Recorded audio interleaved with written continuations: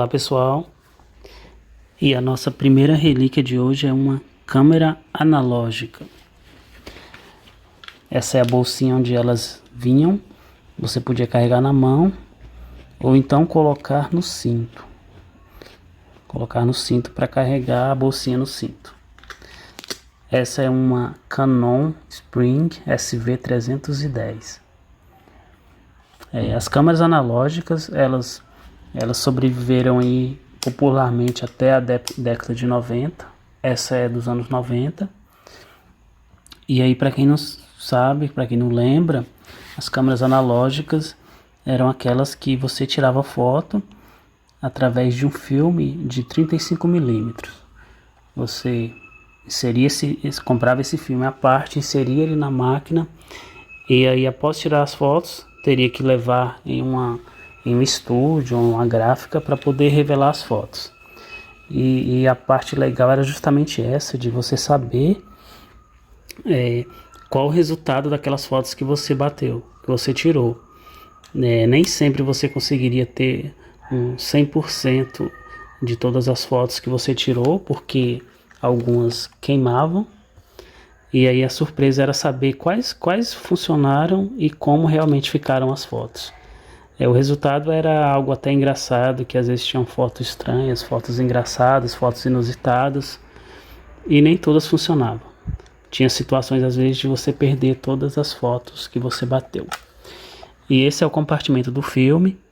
O filme você comprava à parte. Esse ele é de 12 poses. 12 poses seriam 12 fotos. Você poderia bater apenas 12 fotos com esse filme. Se você desse sorte, bateria 13. E se você der muito azar, você só conseguiria umas 5, 6 fotos desse filme todo. E aí o interessante é que essa câmera, você abria ela para colocar o filme e depois só poderia abrir para tirar o filme para ser revelado. De preferência em um lugar escuro, correndo o risco de perder as fotos. Essa é a lente. Não tinha zoom. Você via que você batia.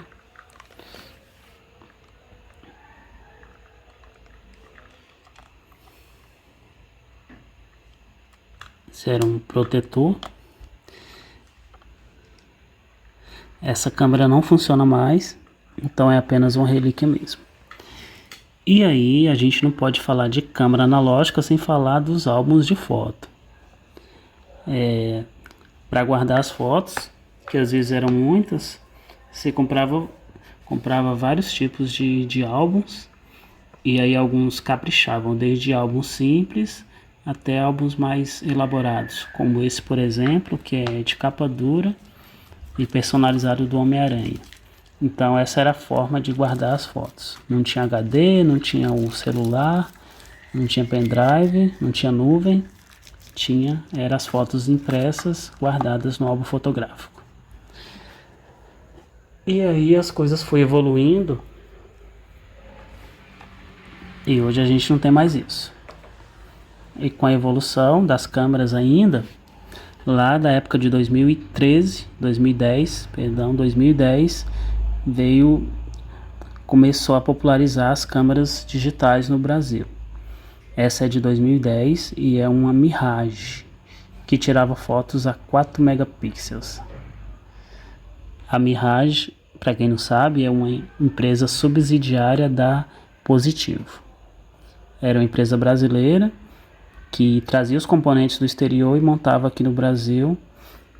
A Mirage hoje ela vende câmeras de segurança e alguns outros aparelhos, mas ela chegou a vender câmeras fotográficas, câmeras digitais. Então essa é uma das primeiras câmeras da Mirage do ano de 2010 que tirava fotos a 4 megapixels. Então nessa época a gente já poderia tirar fotos e ver como elas ficou. Apagar, substituir, transferir para o computador, etc.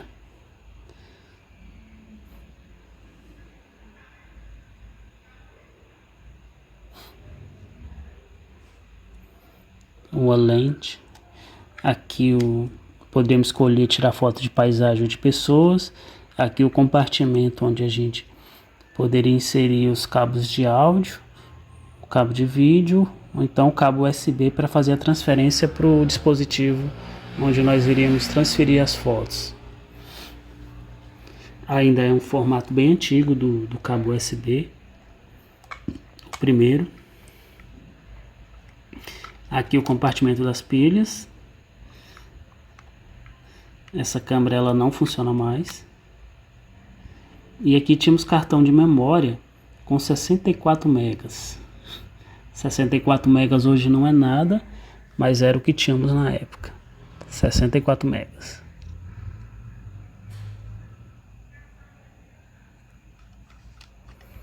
Um cartão da Panasonic que era bem comum na época.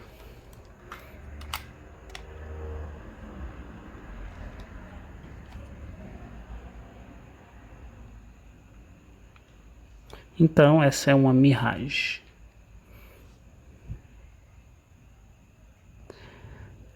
Embora ela seja uma câmera digital, ela já está ultrapassada.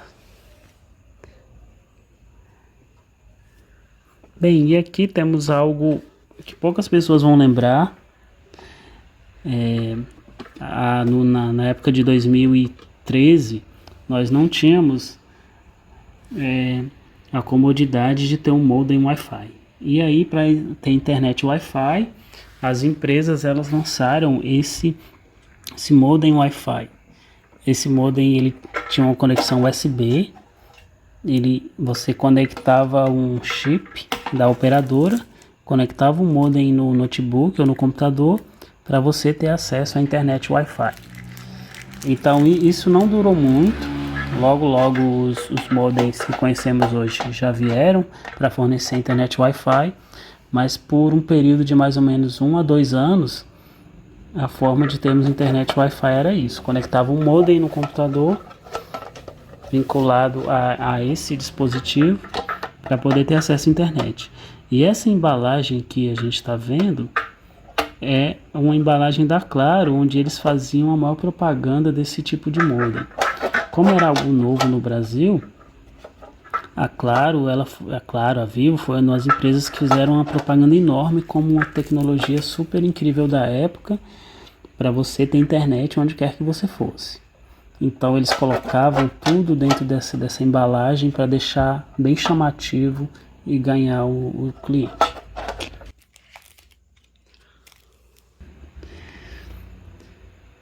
Bem, agora vamos falar deles. Os disquetes, os antigos disquetes. Esse disquete, embora ele seja antigo, ele já é um pouco mais moderno do que os primeiros disquetes, que eram bem maiores. Ele tinha uma capacidade de 1.4 mega. Você imaginar que hoje a gente fala em tetra, em penta, ele tinha 1.4 mega. Um disquete de computador de 1.4 mega que foi bem comum e bem usado na época durante um grande período de tempo. Depois do disquete a gente teve os CDs.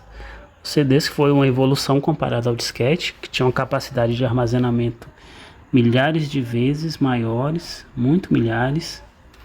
E aí temos aqui nesse CD várias versões do Windows, que por um tempo também foi comum comprar CD com várias versões do Windows, desde o Windows 98, Windows ME, e aí muitas pessoas pirateavam e guardavam esses sistemas operacionais nos CDs antigos.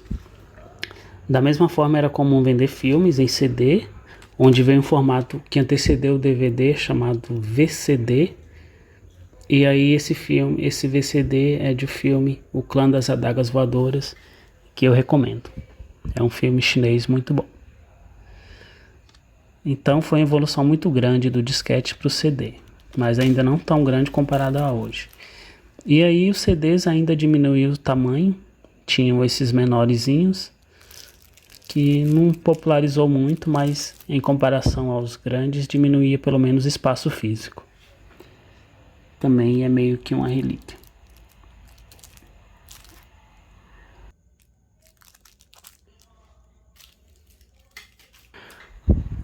Vamos agora falar de smartphones. Temos aqui um iPhone 4 do ano de 2010. Ele tá quebrado, mas ele é um iPhone 4. Na época, as configurações, olha como é interessante. 32 GB de memória, iOS 5.0, 5 megapixels a câmera e filmava a 720 pixels. É uma configuração bem até avançada para a época. A Apple sempre lançava modelos avançados.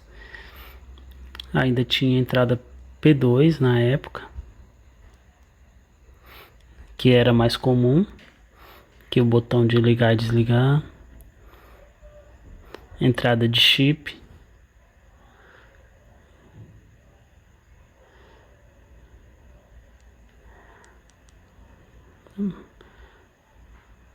ó, microfone, botão de volume.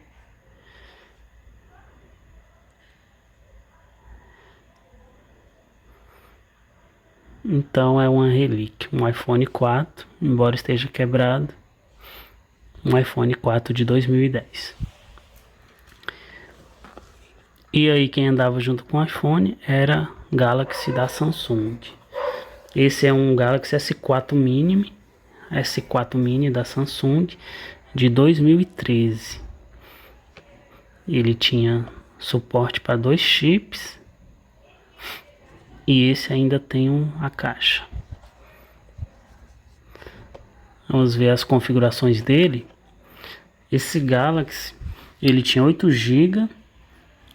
A câmera dele era de 8 megapixels, 8 GB de memória, câmera de 8 megapixels. E tinha suporte para 2 chips. Já tinha um Wi-Fi e ele é do ano de 2013.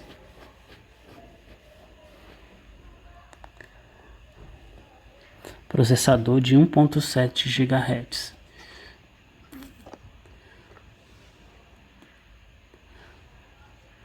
Vamos fazer um unboxing do S4 Mini. Ele também está com a tela levemente quebrada, mas é um S4 Mini de 2013. Temos apenas o aparelho. Mas nessa época os celulares ainda vinham com carregador, fone de ouvido e vários outros acessórios. O S4 Mini era um S4 bem pequeno da Samsung.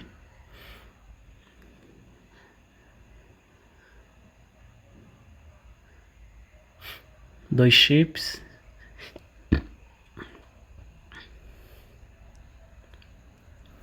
E também é da época que os celulares ainda tinham a bateria removível.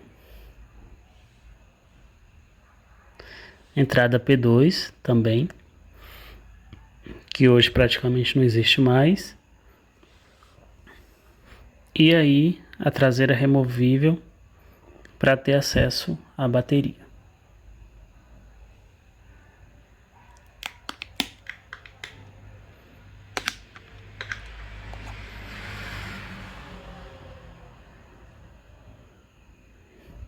Bateria removível.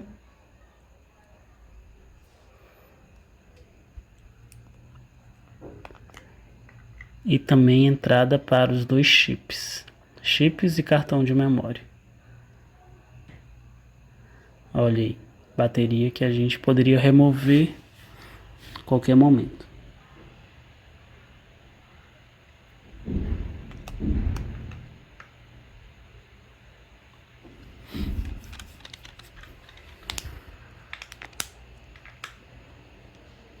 Então esse foi o S4 Mini da Galaxy S4 Mini da Samsung. Hoje já estamos no Galaxy S22, mas esse era o S4.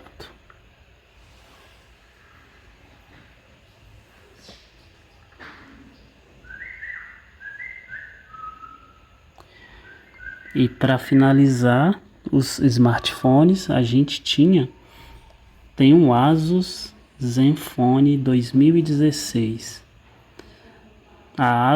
O Asus Zenfone que fez muito sucesso na época. o celular da Asus, que era uma empresa muito conceituada em computadores, que aí em parceria com a Intel lançou o Asus Zenfone 2016, que ele tinha uma configuração top para a época. Já tinha 32 GB de memória,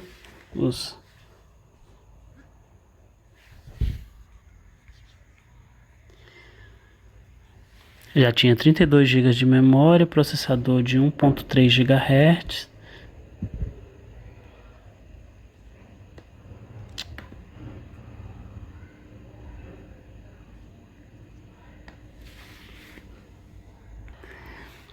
Ele tinha uma memória de 32 GB, filmava em Full HD, tirava foto a 13 megapixels e tinha processador de 1.3 GHz. Era um Android ainda 6.0 e era um top de linha da época. Esse é o design do Asus Zenfone 2016.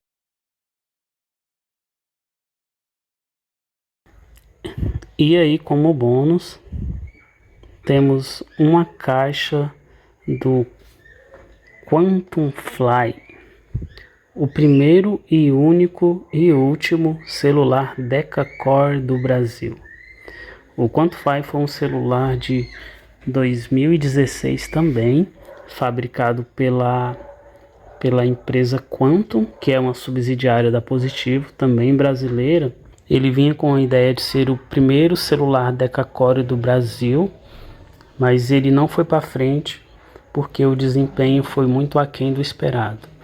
Tanto o processador, câmera, desempenho não agradou os brasileiros e aí em pouco tempo o celular deixou de ser fabricado. Mas foi uma tentativa boa da Quantum, que era uma empresa subsidiária da Positivo, porém não deu muito certo. Eu obtive um Quantum Fly, só que ele acabou sendo passado para frente. Bem, então tá aí uma caixa do Quantum Fly, uma caixa bem chique, para um celular que realmente teve uma propaganda muito grande da época, mas infelizmente não foi para frente. Bem pessoal, então é isso. Obrigado pela atenção, obrigado por assistir o vídeo e fala aí nos comentários quais relíquias vocês têm dessa época. Infelizmente eu não tenho aqui nenhum Nokia tijolão, gostaria de ter para mostrar, mas espero que tenham gostado das relíquias. Fala aí no comentário se você já teve algum desses e quais as suas relíquias também. Obrigado, até a próxima.